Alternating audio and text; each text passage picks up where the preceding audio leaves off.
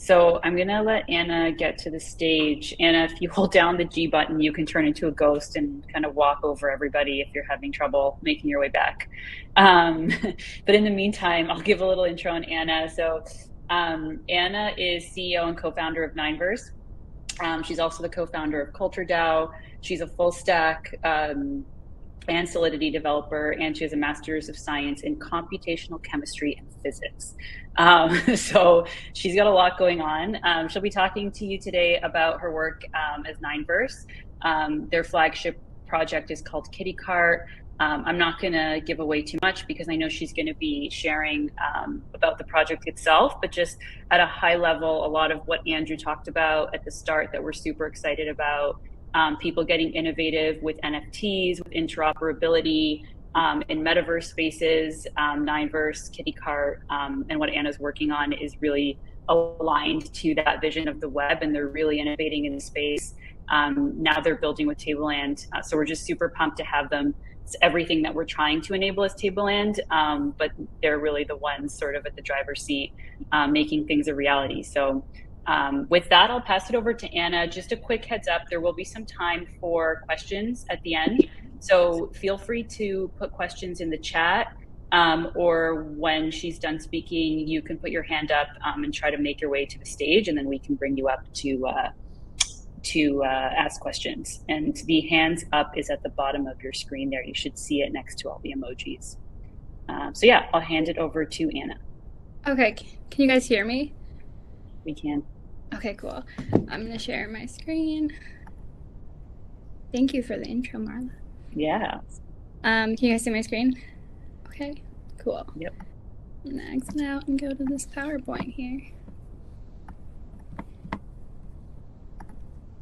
Awesome. So today I'm going to talk about Kitty Kart, and specifically I'm going to be talking about how we're using Tableland as a solution for our mutable metadata in our upgradable game asset contracts. So a little bit about Kitty Kart first, and the 9VERSE. So our company, the 9VERSE, we are focused on making immersive games that leverage the best of blockchain technology. Our flagship game is called Kitty Kart, which is a Mario Kart style first-person shooter racer game with a play and earn component. The beta version is off-chain right now, and it's available on our website for download. It's free to play, free to download, and it's a PC or Mac OS desktop client, and it works with your Xbox controller, your PlayStation controller, so you can go download and play right now. The blockchain game will be released pretty soon, and that will be like the full play and earn game. But right now and in the future, there's three core modes of play. You have your single player, where you can go race against an AI character. It's really just to kind of practice your skills along the track. Then there's a multiplayer like skill match mode, where you're paired up with people that are like similar skill sets to you. And then there's a community mode, which is if you guys are familiar with Jackbox games, it's kind of like you create a code, and you can go share it with your friends to like join a room and you race against them. The only earning mode in the game is the multiplayer skill match mode, and that is where the blockchain release comes in. So a little bit more about our play and earn.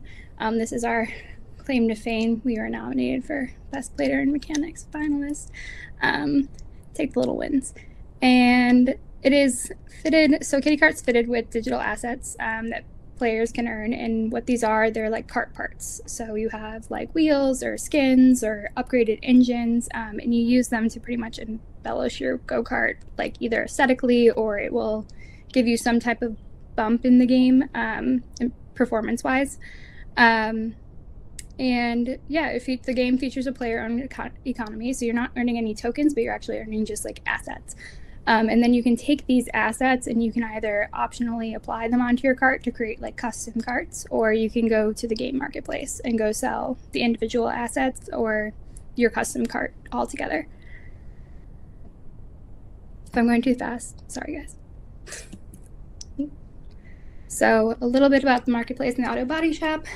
So the auto body shop is where you're going to go to like apply the cartables, is what we're calling them. They're the cart parts onto your cart. So these assets will range from cart skins, which are like the least rare, to your engine upgrades and your body kits, which are the most rare.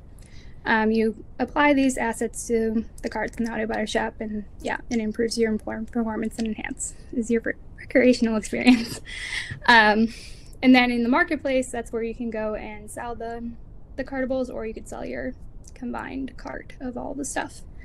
And then that is in that marketplace, that is kind of, it's like an NFT marketplace. You transact with the Kitty and You token, which is the like DAO utility token of the ecosystem.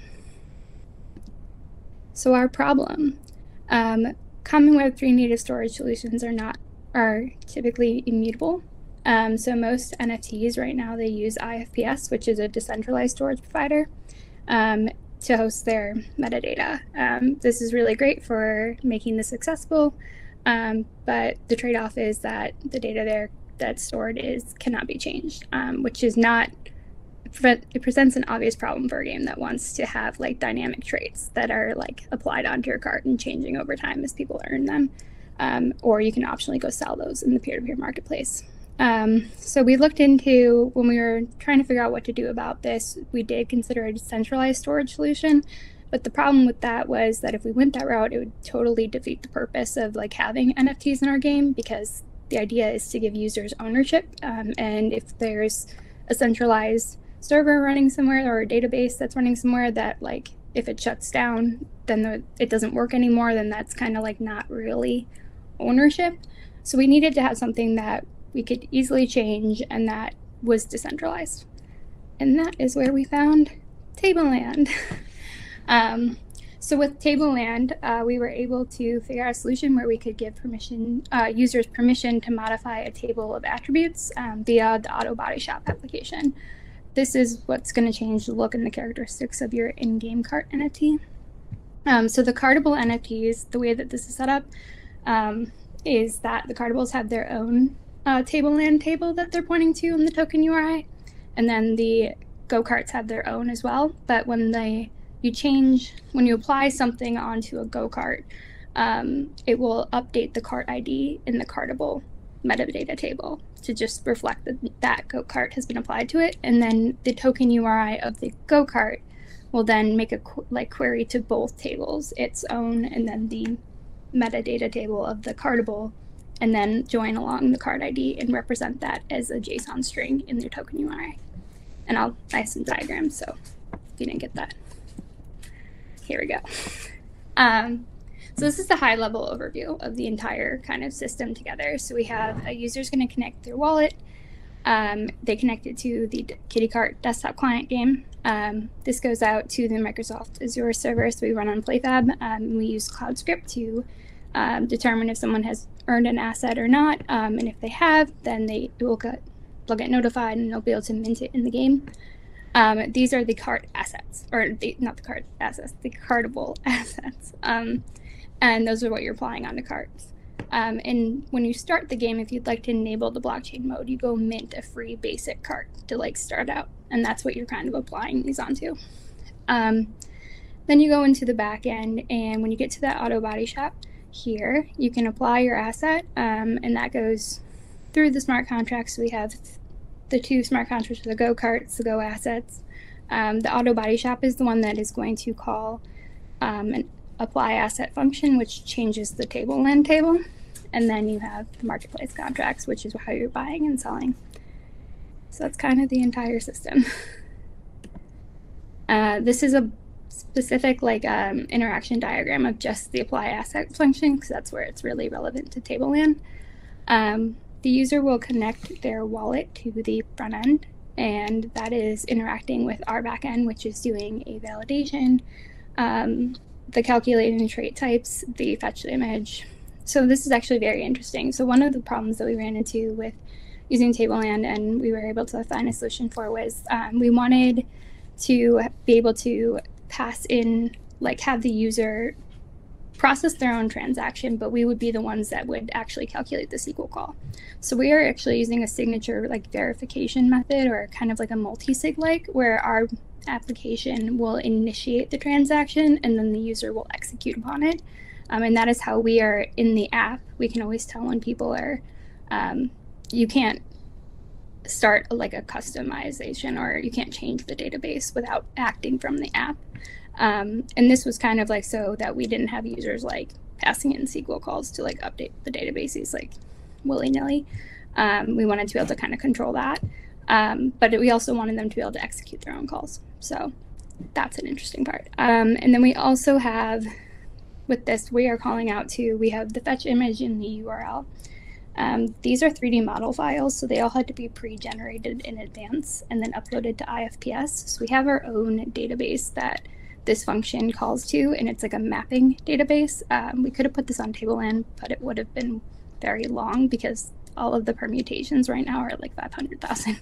So it would have just been kind of a lot.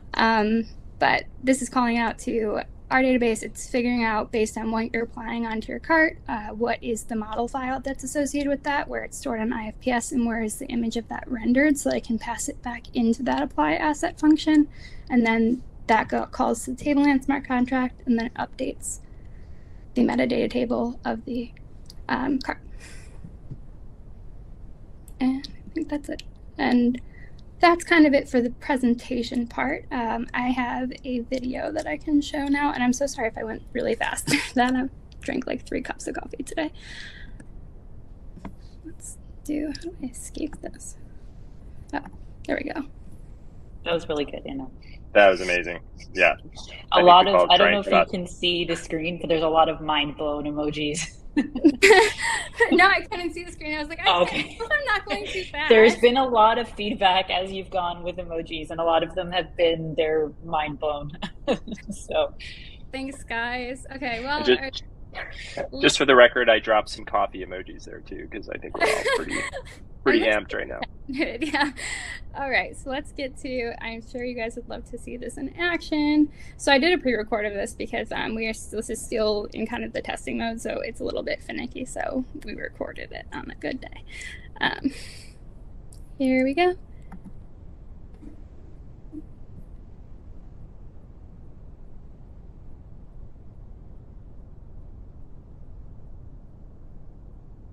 Oh, and this is sped up too.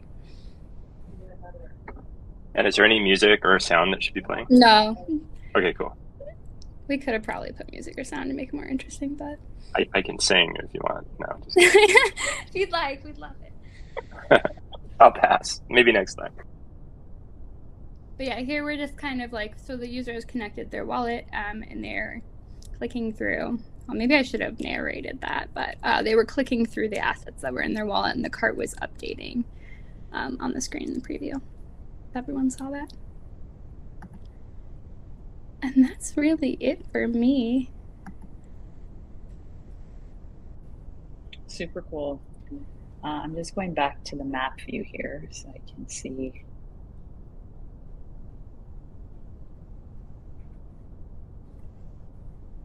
Awesome. Yeah, that was super cool.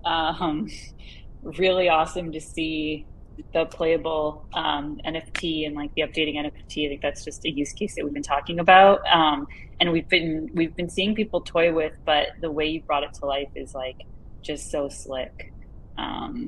So yeah, really excited to see that come together. What's your timeline like? Right now? First question. Yeah. So we're getting. Oh, here, I'll stop sharing. Oh, I didn't realize my camera was off. I'm sorry, guys. You can say hi to me. Can I see my face? Yay. Okay. Yeah. So our timeline right now, we're pretty much ready for launch, but we're waiting on a couple things that I can't really say publicly. So, but nice. We're getting close. That's all we need to know. We'll set up the rigs race soon. Oh well, you guys can play it now. Like the community mode is playable offline or off chain. So like this is really just the earning aspect, and that's in the multiplayer random match. So for the community mode, you'll probably want to set up tournaments if you're playing with friends. So you don't need the blockchain. I see a hand up. If you want to come to the stage, then you'll be able to speak. We have someone named Andrew Hill. Oh, that was with Andrew his Hill. hand up. I couldn't tell. I'm just following protocol. Who was in the crowd. I'm just following protocol here.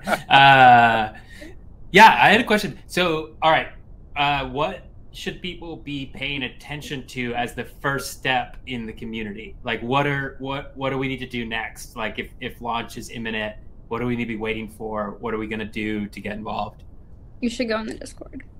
Go in the Discord, okay. That's kind of where everything happens. We do also too, like we do, I think it's every Wednesday we do like stream and chill. So you'll want to start practicing your skills and like download, then go play the stream and chill. We have some already really good people that like just sit and play this a lot. So if you want to beat them and actually earn stuff, you have to go practice against them. So good. Follow-up question. Another hand.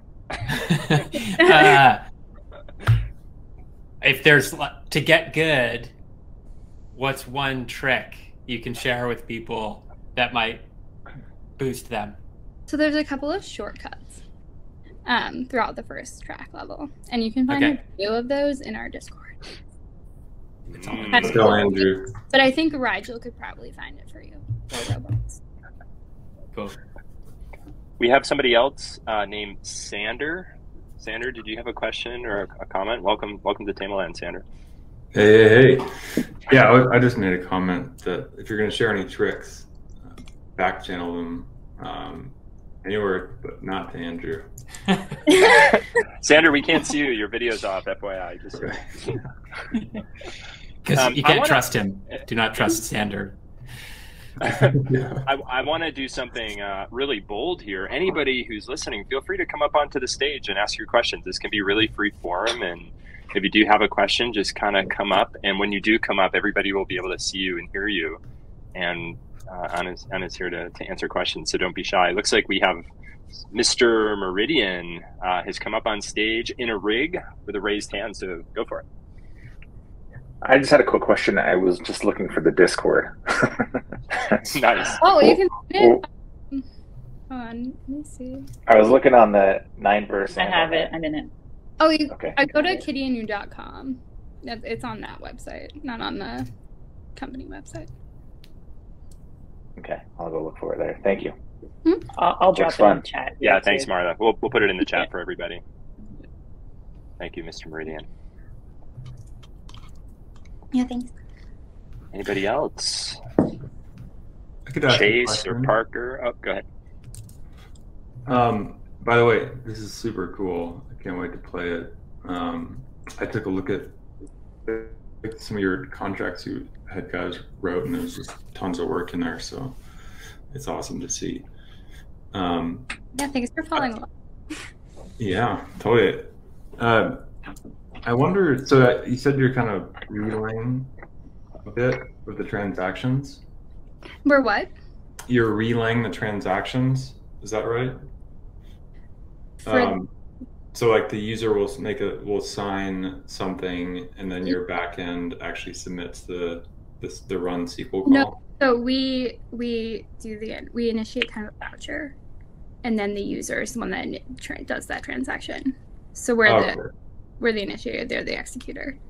Okay, so they end up paying for the gas. Mm-hmm. Okay, nice. Originally, we were thinking that we would do it. I think I wrote this in the Tableland chat with you guys too around that. We were going to do it where we would batch the transactions and then we would pay the gas to do it all optimized, but it wasn't going to work with like if that wasn't happening and these weren't transferring out of people's wallets, then they could actually go sell them in the marketplace while their transaction was in a queue. Right. And then process, and then people who bought it could get screwed over. So yeah, no, that makes sense. I remember seeing that, so that was my last context. But yeah, it's awesome you solved it. Yeah. I have a question that's sort of related but sort of unrelated. I saw some of your guys writing, you talk about sort of AI NFTs as something that you're thinking about and like looking at the future. Since we're talking about the future of NFTs, would you like give a little context as to sort of what you're seeing, like the intersection between AI and NFTs and how you're thinking about how that might work into what you guys are doing with Kitty Kart or 9VERSE? Yeah, so I think that when you have an avatar collection, like the idea is that like you want these to kind of be digital identities or like embody you in like a virtual world. In order to do that, you need to have like a story or attachment for that kind of character. So AI is something that we see as like a tool to use and like incorporate into the like platform offerings that we have to kind of give Kitty more of a story that people can connect to and they can interact with.